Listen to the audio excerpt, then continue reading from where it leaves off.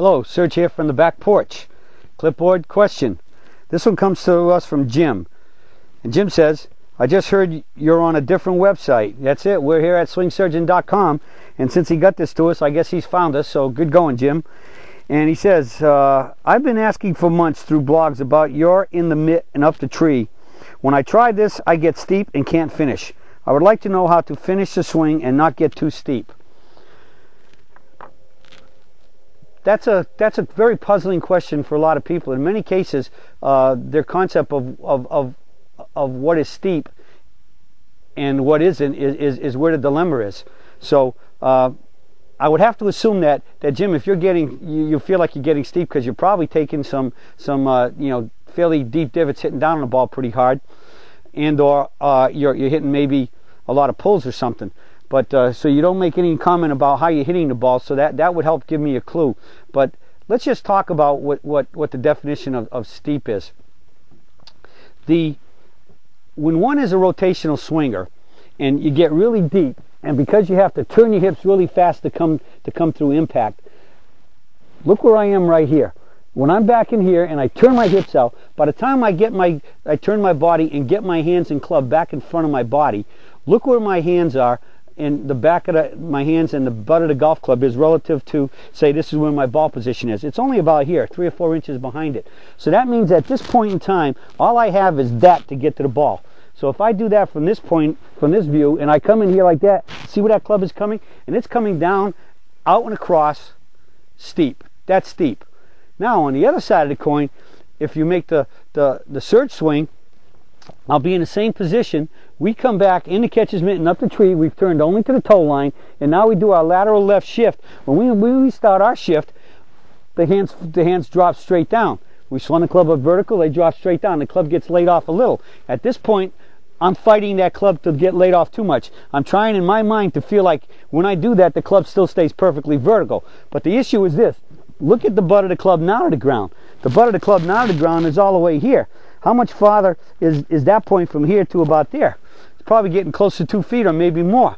And so from that view, you can see the width of it from that way. Now we'll see the steepness of it on this side. I swing over the toe line. I'm over the toe line, so my hands and my club are still in front of my body. I don't have to pull them back in front. They're just going to drop straight down. And so when I drop straight down from there, you can see the width again. Look where that club is. It's way back here as compared to being very close to where the ball is. So now when I come back from there, look at how I come straight down. I'm actually staying and approaching slightly from the inside as compared to when I did this, I'm coming from outside in. The club is coming outside. So many people, many teachers automatically assume and state that because you're making a vertical backswing, your backswing will actually, being vertical will create a steeper downswing. It's exactly the opposite. When you take the rotational swing and your club is laid off, for every action, there's an equal and opposite reaction. We come straight up and the club goes slightly the other way and comes from the inside. So it's exactly opposite. We're actually more shallow and approach from the inside, whereas compared to the rotational swingers, because they were laid off, and the reaction is to go outside and by getting the club and the hands back in front of the body, they're actually coming down a lot steeper. So the point becomes, if you understand that concept, we now have to figure out, why are you having trouble getting to your finish?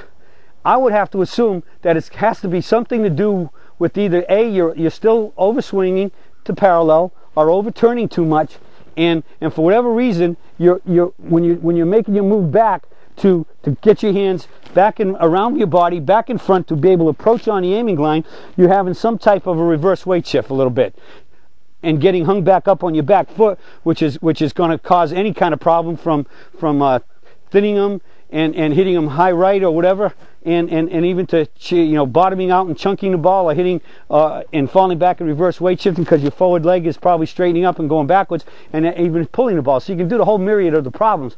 But the point is that something is very likely causing you to reverse weight shift, and or you've already maybe actually reverse tilted, like if you were lifting your foot and kicking your knee in too much and got in front of the ball, and so then you're staying in front, and then you would really be very similar to the same approach that you were if you were rotational coming over the top.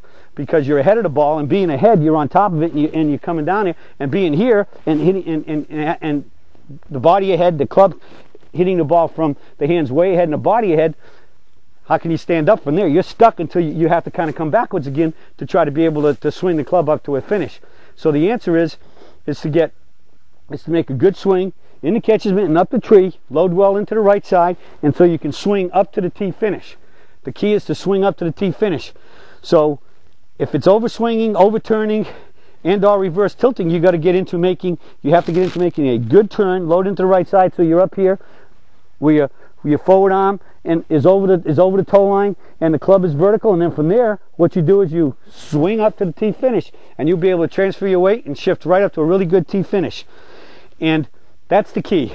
So I think there's probably swing issues in this, and I got a really good confidence that the couple of swing issues that I discussed are probably what you need to look at.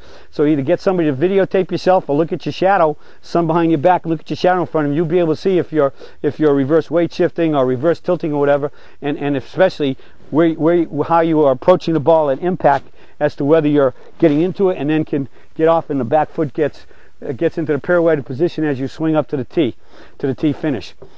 So that's what I got to figure. That's the issues here. So we've discussed what vertical is, or what getting too steep is in the downswing, but then I think your case is figuring out which one of those is your swing issue. You got to believe one of them is it. So work on those things, and I'm sure you'll be able to have no problem getting to your tee finish. But remember, the ultimate key to getting to a good tee finish is from the top of your backswing. When you transition, you swing up to the tee finish. We don't do anything with down. We don't want to hit down on the ball. All we want to do is swing up. We want to swing up to the tee finish. Hit your ball up in the sky, and maybe that alone might be the thing that'll help you out. But that's the key issue: swinging up to the tee finish.